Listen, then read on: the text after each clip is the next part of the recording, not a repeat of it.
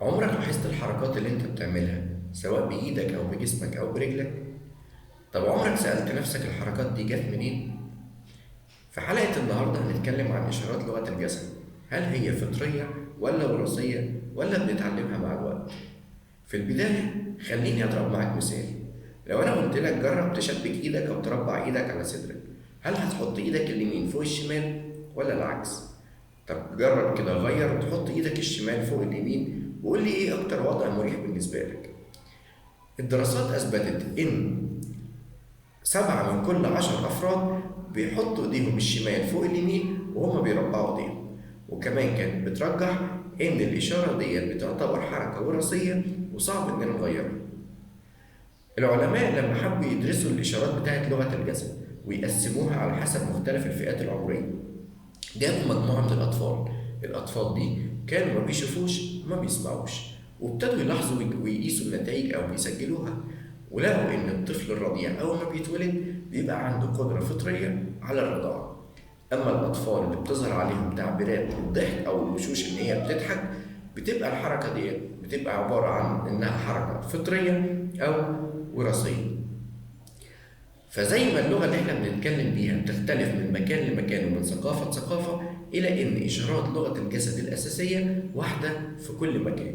يعني مثلا لو شخص فرحان هتلاقيه بيضحك، ولو زعلان هتلاقيه بيكشر، ولو بيهز راسه معناها إنه موافق على حاجة، ولو بيحرك راسه يمين وشمال فده معناها الرفض أو النفي. وكمان مثال على الحركات الأساسية اللي مفهومها واحد عند كل الناس، وهي حركة هز الكتفين. حركة هز الكتفين ديت مفهومها واحد في كل الدول وفي كل الثقافات، وهي معناها إنك مش عارف أو مش فاهم. فلو أنت مثلا بتلاحظ نفسك، لو أنت قاعد في مكان أو ماشي في مكان وحد بيسألك على شخص وبيقول لك شفت فلان، فأنت بحركة لا إرادية أو حركة تلقائية منك بترد وتقول له معرفش. فحركة هز الكتفين بتتقسم ل3 أجزاء: فتح الإيدين، وهز الكتف ناحية الرقبة، ورفع بسيط للحاجة. ومن هنا بنروح لسؤال تاني، وهو إيه هي قواعد القراية الدقيقة؟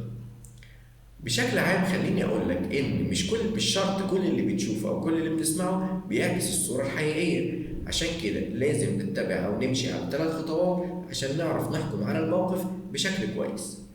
القاعدة الأولى وهي إنك تقرأ مجموعة التعبيرات. غلط كتير بيقع فيه أي واحد مبتدئ في تعلم لغة الجسد إنه يحكم على موقف من خلال تعبير واحد.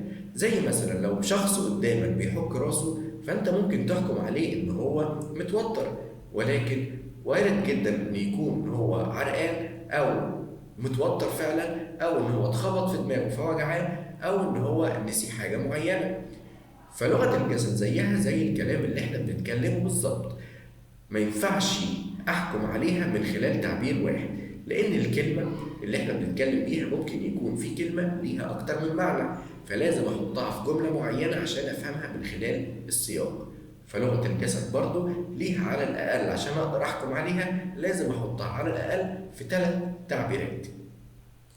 ومثال على كده الصورة اللي ظاهرة قدامك دلوقتي، صورة بتوضح شخص قاعد حاطط رجل على رجل، وحاطط ايده او ساند ايده على خده، وساند دقنه على الابهام، ورافع السبابة لفوق، وصباعه اللي في النص مغطي بيه بقه، ودقنه مايلة لتحت شوية. فمجموعة التعبيرات ديت معناها إن الشخص عنده موقف ناقد أو عدائي إلى حد ما، أو إن هو عنده رأي تاني مخالف. وبرضه لو أنت بتلاحظ نفسك وأنت قاعد في قعدة ولقيت الشخص بيتكلم قدامك بكلام مش عاجبك، فأنت تلقائيا بتعمل مجموعة التعبيرات دي. أما بالنسبة للقاعدة التانية وهي إنك تدور على الانسجام، الدراسات أثبتت إن تأثير لغة الجسد 5 أضعاف تأثير الكلام العادي. ولو الاتنين مش منسجمين مع بعض، فالناس وخصوصا الستات هتميل لتصديق الكلام بتاع الجسم أكتر من الكلام اللي بيطلع من اللسان. وزي ما ذكر سيجموند فرويد في أحد الجلسات لما كانت مريضة بتعالج عنده، فكانت المريضة دي وهي بتتكلم عن علاقتها بينها وبين زوجها كانت بتوصف قد إيه إن هي سعيدة، ولكن من غير ما تحس كانت بتخرج الخاتم من إيديها وبترجع تلبسه تاني.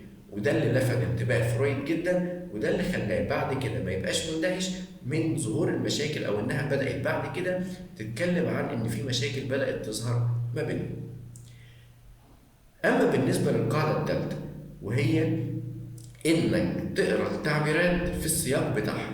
يعني مثلا لو انت جيت تركب اتوبيس وكان الجو ساقع جدا، ودخلت لقيت واحد قاعد حاطط رجل على رجل ومربع ايده على صدره وكمشان في نفسه كده، هل ينفع تقول عليه ان الشخص دوت واخد موقف سلبي او عدائي؟ طبعا لا. ولكن لو نفس الشخص دوت قاعد معاك على ترابيزه وانت بتحاول تقنعه بفكره او بتعرض عليه خدمه وعمل مجموعه التعبيرات ديت، فهو مش موافق على العرض بتاعك او الفكره بتاعتك. وبرغم ان لغه الجسد ليها 3 قواعد اساسيه زي ما اتكلمنا، الا انه من السهل جدا ان احنا نخطأ في قرايتها او فهمها. ليه؟ لان في بعض الحالات بتخلي اشارات لغه الجسد بتبقى محجوبه او ما بتظهرش.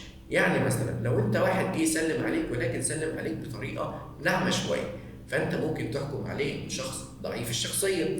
ولكن من الناحيه الثانيه وارد ان الشخص دوت يكون ايده وجعاه، فبيسلم عليك بصوره خفيفه شويه عشان ايده ما توجعهوش. ولو شخص مثلا لابس لبس ضيق، ففي بعض اشارات للغه الجسد مش هتبان بسبب اللبس الضيق. ولو شخص مليان شويه، فده صعب جدا عليه ان هو يحط رجل على رجل. وكذلك لو بنت لابسه جيبه، هتبقى قاعده قدامك وهي ضمه رجلها، مش هتعرف مثلا تحط رجل على رجل لو عندها موقف عدائي او موقف مخالف للراي اللي انت بتقوله.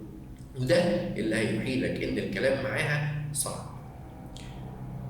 ونيجي مع بعض النقطه الثانيه، وهي ليه من السهل عليا ان انا اقرا لغه الجسد بتاعه الطفل عن لغه الجسد بتاعه الراجل الكبير؟ وده ببساطه لان الراجل الكبير عضلات وشه الحركه فيها بتبقى قليله شويه. ده غير كمان مع تقدم العمر الحركات ديت بيحاول يعملها بشكل اذكى واسرع. فعلى سبيل المثال الطفل اللي عنده 5 سنين لما بيجي يكذب بيحط ايده على بقه او بيحط ايديه الاثنين. اما بالنسبه للمراهق فبيمشي بايده على بقه بحركه سريعه. اما بالنسبه للشخص البالغ فبتلاقيه بيحك انفه. فالحركه دي هو بيعملها عشان يتفادى الاحراج قدام الناس، لانه مش معقول لما يبقى راجل كبير في السن او شخص بالغ بشكل عام ويجي لما بيجي يكذب يقوم حاطط ايده على بقه، هيبقى وضعه محرج قدام الناس. فالمخ تلقائيا عشان يتفادى حاجه زي دي بيدي اشاره للايد انها تتحرك ناحيه البق، ولكن في اللحظه الاخيره ايده بتعدي من جنب بقه وبتأدي ان هو يلمس او يحك مناخيره.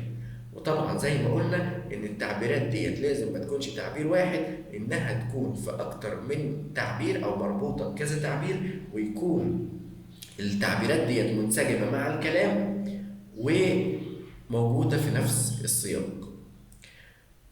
بس العلماء بتوع لغه الجسد استثنوا قاعده واحده من القاعده الاولى اللي هي قرايه مجموعه التعبيرات، وقالوا إن كل شخص فينا أو كل واحد فينا عنده تعبير متكرر أو مجموعة من التعبيرات. التعبيرات دي بتظهر في حالتين، يا إما في حالة إن إحنا حاسين بملل أو في حالة إن إحنا حاسين بضغط عصبي أو توتر بمعنى أصح. والحركات ديت أو التعبيرات ديت عبارة عن إن أنا أمشي بإيدي على شعري بصفة مستمرة أو أمسك خصلة من شعري وأعمل فيها حركات دائرية. فالعلماء ساعتها قالوا إن التعبيرات ديت لو ظهرت فعلى الأرجح إن أنت ممكن تقدر تحكم على الموقف بشكل دقيق بنسبة كبيرة من غير ما تبص لباقي التعبيرات. بيبقى الشخص في الحالة دي يا إما حاسس إنه زهقان أو حاسس إنه متوتر. طيب هل يمكن تزييف لغة الجسد؟ الإجابة ببساطة لأ. ليه؟ لأن زي ما احنا اتكلمنا قبل كده وقلنا إن مهما كان الشخص متدرب على قراية لغة الجسد فصعب جدا إنه ينسق ما بينها وما بين كتب الكلام اللي بيقوله. فلو مثلا لاحظت نفسك ساعات بيجي يقابلك واحد بيسلم عليك وإيده مفتوحة والابتسامة على وشه وبيسلم عليك وبيبوسك وازيك وعامل ايه، وبعد ما بيمشي انت نفسك بتحس بحاجه غريبه. او لو في شخص واقف تاني جنبك بتبص له وتقول له شايف اللي سلم عليا وهو بيضحك ده بيقول كلام في ظهري او ده ما بيحبنيش. وده ببساطه لان في بعض التفاصيل الصغيره اللي احنا او ناس معينه او خصوصا الستات زي ما اتكلمنا في الحلقه اللي فاتت بتقدر تاخد بالها منها، وهي مثلا حركه العين او ان هو العين بتبقى ضيقه شويه والحاجب بيبقى مرفوع وفي رعشه خفيفه كده جنب البق، وده اللي بيخلي معظم الستات بتعرف تقرا لغه الجسد بشكل كويس، على عكس معظم الرجاله اللي بتبقى قرايتهم لغه الجسد اقل شويه. طب السؤال هنا، ازاي اكون قارئ جيد؟ ببساطة عن طريق 3 خطوات. أول خطوة إن أنت تراقب الناس، تراقب الناس وتراقب تفاعلاتهم ما بينهم وبين بعض، وده عن طريق إن أنت تروح الأماكن اللي فيها تفاعلات مع الناس وفيها تجمعات لناس كبيرة، لناس كتيرة يعني، زي مثلا النوادي، الكافيهات، المطاعم، المناسبات الاجتماعية زي الأفراح، وتبص على التفاعلات اللي بتحصل ما بينهم. ومع شوية وقت هتلاقي نفسك من غير ما تحس بتروح المكان وانت مستمتع جدا، وانت واخد كرسي كده وقاعد في ركن هادي وبتتفرج عن طبيعة العلاقات ما بين الناس وبعضها. اما الحاجة التانية وهي انك تراقب نفسك. مراقبتك لنفسك بتساعدك كويس جدا انك تبقى قارئ جيد للغة الجسد. راقب تحركاتك اللي احنا معظمنا ما بناخدش بالنا منها، زي من شوية لما كنت بقول حركة هز الكتفين، وده لما حد بيجي يسألك يقول لك شفت فلان أو تعرف فلان، وأنت ترد عليه وتقول له معرفش. فمن خلال إن أنت تلاحظ نفسك أو تراقب نفسك تقدر مع الوقت تبقى قارئ كويس ليها.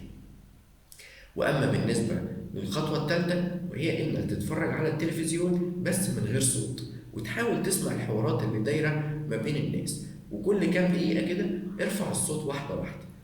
ومع شوية وقت هتبص تلاقي نفسك قادر تتفرج على برنامج تلفزيوني أو تتفرج على فيلم أو مسلسل وتقدر تفهم الحوار بشكل كويس جدا من غير ما تضطر إن أنت ترفع الصوت. فمن الحاجات الحلوة في لغة الجسد والمفيدة جدا لينا إن لغة الجسد بتخلينا نقدر نشوف أو نحمي نفسنا من الناس اللي بتحاول تستغلنا. ومش كده وبس، ده كمان بتقدر تخلينا نشوف الناس بتتعامل معانا إزاي. بس الأهم من ده كله إنها بتقدر تخلينا نبقى مدركين وواعيين لمشاعر الناس وعواطفهم. في الحلقة الجاية هنتكلم عن أنواع المصافحات، وإيه هو قانون المثير والاستجابة، وإزاي نفرق أو إيه هي الإشارات اللي بتعملها الست لما بتيجي تكذب، والإشارات اللي بيعملها الراجل لما بيجي يكذب. وهنعرف برضو كمان إزاي لما شخص يجي يسلم عليك يبقى مسلم عليك وهو بيحترمك. وكمان برضو هنعرف لما تيجي تتصور في قدام الكاميرا وجنبك حد إزاي تبان إن أنت مسيطر. شكرا ليكم، بتمنى لكم لغة جسد قوية وإنكم تكونوا قارئين متميزين.